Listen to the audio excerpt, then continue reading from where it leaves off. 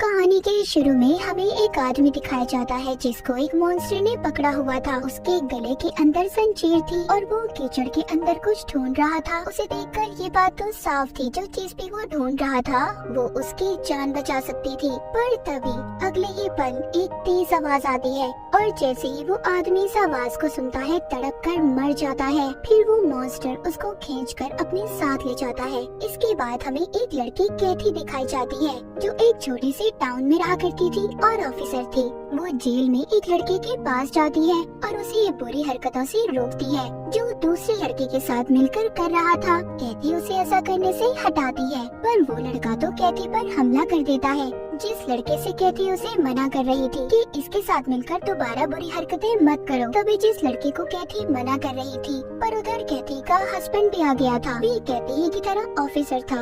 वो उस लड़के को पकड़कर अपने साथ ले जाता है। हमें कैथी की जिंदगी के बारे में पता चलता है कि वो अपने हस्बैंड से अलग रहा करती थी। उसका एक छोटा सा बेटा भी था। कैथी का बेटा रहा तो उसके साथ ही करता था पर काम के सिलसिले में अक्सर वो मसरूफ रहा करती थी, इसीलिए वो उसे अपने हस्बैंड के पास छूट जाती थी। कैथी का हस्बैंड अपनी दूसरी बीवी के साथ रहा करता था जो माँ बनने वाली थी, पर वो अच्छी थी और कैथी के बेटे को अपना बेटा ही समझती थी। खैर कैथी अब ऑफिस जाती है। उसका हेड उसके हाथ पर पट्टी करता है क्योंकि उस लड़के के हमले से कैथी जख्मी हो गई थी। तभी उधर एक लड़की ऑफिसर आती है जो बताती है मैरी नाम की औरत 20 साल बाद रिहा हो चुकी है। उसको टाउन में ब्लडी मैरी के नाम से पहचाना जाता था। उसके बारे में छानबीन का सारा काम कैथी के जिम्मे था। यहाँ पर उसके हेड कहते हैं नहीं रहने दो, कैथी नहीं कर पाएगी, पर कैथी वो फाइल ले लेती है और कहती है लाओ फाइल दो, मैं इस काम को जरूर करूँगी। कैथी के बॉस मैरी की सारी कहानी बताते हैं कि उसका हस्बैंड उसे आग में जला रहा था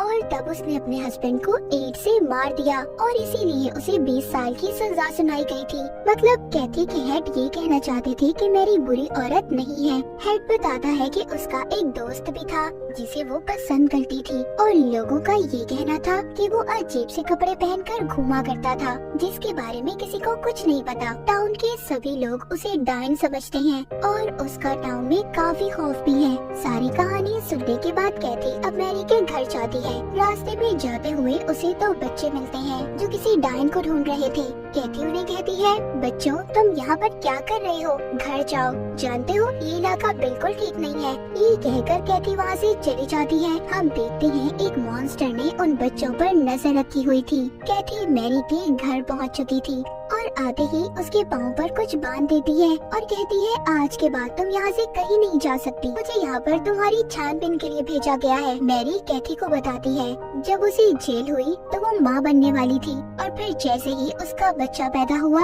उसको दूसरी फैमिली को दे दिया गया। कैथी मैरी से बात करने के बाद चली जाती है। वो अपने बेटे को अपने हस्बैंड के घर से लेती है और उसके साथ रात को वक्त गुजारती है। उधर वो बच्चे जिनको कैथी ने देखा था अब रात हो गई थी। वो बच्चे उधर ही जंगल में घूम रहे थे। वो मैरी के घर के करीब पहुंच चुके थे लेकिन तभी उन पर कोई नजर रख रहा था और उन्हें पकड़ भी लेता है। इधर कैथी अपने घर पर मैरी के केस के बारे में रिसर्च करती है। उसको पता चलता है कि मैरी पहले अपने घर में शैतान की इबादत पूजा किया करती थी और साथ ही साथ उसे बच्चों की कुर्बानी और एक हैरान कुन अजीब आदमी के बारे में भी पता चलता है जो मॉस में पाया जाता था। मॉस यानी दलदल में, जो मैरी के घर के पास थी और इन बातों का जिक्र उसके केस में भी था। हमने कहानी के शुरू में जिस मॉन्स्टर को देखा था ये बात उसी अजीब आदमी के बारे में थी। तभी कैथी का बेटा उसके पास आता है जिसकी तबीयत खराब थी। कैथी सब छोड़कर अपने बेटे के पास चली जाती है। उधर कैथी के हस्बैंड को कॉल आती है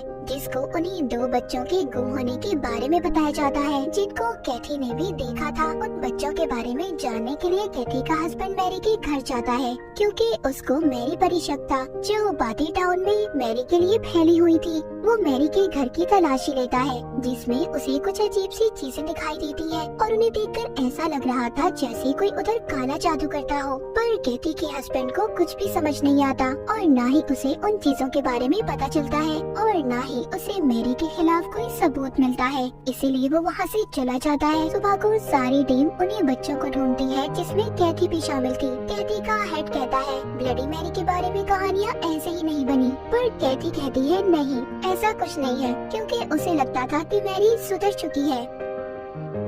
अब अब यहाँ पर कैथी बच्चों को ढूंढते हुए अपने फोन के मैप पर देखती है कि मैरी अपने घर से बहुत दूर थी, क्योंकि उसने उसे मना किया था कि तुम दूर नहीं जाओगी। इसलिए कैथी उसका पीछा करती है और उस तक पहुँच जाती है। वो उसे कहती है, मैंने तुम्हें मना किया था मैरी कि तुम अपने घर से दूर नहीं जा सकती। जिस पर वो जवाब देती है कि ये मेरे डैड का घर है, मैं यहाँ पर कुछ वक्त गुजारने आई थी। अब कैथी मैरी को उसके घर छोड़ती है, पर जाते हुए वो कैथी से उसकी जिंदगी के बारे में कुछ सवाल करती है, जैसे शादी, बच्चे, पर कैथी उसकी बातों पर ध्यान नहीं देती और चली जाती है। उसकी दूसरी तरफ इसकी टीम को जंगल में बच्चे तो नहीं मिलते, पर एक आदमी की लाश मिलती है जो शायद उसी आदमी की थी जिसको हमने कहानी के शुरू में उस अजीब मॉन्स्टर के पास देखा था। उधर कैथी के हस्बैंड को लकड़ी से बनी हुई कुछ चीजें भी नजर आती हैं जो बिल्कुल वैसी ही थी जो इसने मैरी के घर में देखी थी। कैथी अभी भी इन बातों पर यकीन नहीं करती कि सब मैरी ने किया होगा। रात को मैरी अपने बेटे के पास जाती है। असल में उसने जो कुछ भी कहानी कैथी को सुनाई थी सब झूठी बातें थी कि उसके बच्चे को उससे छीन लिया गया था। मैरी का बेटा तो उसके पास ही था और उसके बेटे ही ने उन्हीं दो बच्चों को भी पकड़ा था जिनको कैथी ने जंगल में भी देखा था। दरअसल मैरी यहाँ पर बच्चों पर जादू करने वाली थी। जो इसके बारे में सब जानते थे कि मैरी डाइन है और काला जादू करती है, और इसी के बारे में रिसर्च कैथी ने भी की थी। मैरी अब उन बच्चों को मार देती है। अगले दिन रिसर्च टीम को उन्हीं दो बच्चों की लाश मिलती है जो एक शेप में लेटे हुए थे। उन्हीं बच्चों की लाश के पास लकड़ी से बनी हुई चीजें भी पड़ी थी। बच्चों की मौत के बाद सब लोग बहुत ज्यादा परेशान हो गए थे। कैथी का हेड जब बच्चों के घर जाता है तो उन बच्चों के माँ बाप उन पर काफी गुस्सा करते हैं और सब चीजों का कसूरवार मैरी को कहते हैं। वो कहते हैं जब से वो हमारे टाउन में आई है सब कुछ दोबारा से गलत होने लगा है और हमारे बच्चों की मौत की जिम्मेदार भी वो ही है। उन बच्चों के माँ बाप के साथ बाकी टाउन के लोग भी मैरी को मारने के लिए निकल जाते हैं, क्योंकि सबको अपनी फैमिली को बचाना था। सब ये सोच रहे थे कि आज जो उन बच्चों के साथ हुआ कल को उनके बच्चों के साथ भी हो सकता है। उधर कैथी अपने हस्बैंड को कॉल करती है। सब मैरी के घर के बाहर इकट्ठे थे, पर कैथी और उसका हस्बैंड सबको समझाकर वहाँ से भेज देते हैं। कैथी का हस्बैंड उसे कहता है कि मुझे मैरी पर शक है, उसी ने बच्चों को मारा है। वो कहती है नहीं, मुझे लगता है कि मैरी अब बदल चुकी है। इन सब बातों के बाद कैथी का हस्बैंड तो चला जाता है। कैथी अब मैरी के घर जाती है उसे देखने। कैथी जब मैरी के पास जाती है तो वो उससे कहती है, तुम यहाँ से दूर क्यों नहीं चली जाती, मेरा पीछा छोड़ दो, चले जाओ यहाँ से। तभी कैथी उधर ही खून से भरी बाल्टी देखती है और हम कैथी के पीछे उसी अजीब आदमी को देखते हैं। आगे दिखाया जाता है कैथी बेहोश थी, उसको मैरी ने बांधकर अपने पास रख लिया था। इन सब में उसका बेटा भी था। मतलब कैथी अब तक जो मैरी के बारे में सोच रही थी कि वो बदल गई है सब झूठ था। मैरी बिल्कुल वैसी ही थी जैसा उसके बारे में लोग जानते थे। मैरी कैथी को बताती है, हाँ मैंने ही बच्चों को मारा है, और कैसे मैं ये भी बता सकती हूँ। मैरी यहाँ पर विच क्राफ्ट काला जादू किया करती थी। तभी मैरी कैथी के गले में जंजीर डालकर उसे उसी जगह पर ले जाती है जिधर दलदल थी, जो हमने कहानी के शुरू में भी देखा था। उसके साथ उसका बेटा भी था। मैरी कहती है कि तुम्हें इस जगह पर मैंड्रिक को ढूंढना होगा और ख्याल रखना कि वो जाग ना जाए। अगर वो जागा, उसने शोर किया तो उसकी आवाज से तुम मर जाओगी। कैथी के पास कोई और रास्ता नहीं था, इसीलिए वो जल्दी जल्दी जमीन से मैंड्रिक को ढूंढने लगती है। दरअसल मैंड्रिक एक रूट जड़ होती है और इसका इस्तेमाल विच क्राफ्ट में काले जादू में किया जाता है। ये जड़ हिरन के चेहरे जैसी होती है और ये असल में पाई जाती है जैसे कीचड़ या दलदल वाली जगह पर। ये काले जादू में इमोर्टैलिटी, अमर होने के लिए या किसी भी चीज को ठीक करने के लिए इस्तेमाल की जाती है। उनको मैंड्रिक जब मिल जाता है तो वो कैथी को अपने घर ले आए थे। उसको नहलाकर अच्छे से तैयार करते हैं, फिर मैंड्रिक के साथ अपना जादू करते हैं। उससे मैरी कोई शरबत बनाती है जो खुद पीती है और फिर अपने बेटे को पिलाती है और बाद में जबरदस्ती कैथी को भी वो शरबत पिला देती है। उसका बेटा पूछता है कि आपने शरबत कैथी को क्यों पिलाया। मैरी शायद यहाँ पर अपने बेटे के लिए कैथी को बांध कर रखना चाहती थी, या फिर मैरी और उसका बेटा इमॉर्टल होना चाहते थे, हमेशा जिंदा रहना चाहते थे। उधर कैथी को सपना आता है जिसमें वो खुद को मैंड्रिक की माँ के रूप में देखती है और साथ ही वो अजीब मॉन्स्टर जैसा आदमी भी। कैथी ये देखकर डर जाती है और वो नींद से जाग गई थी।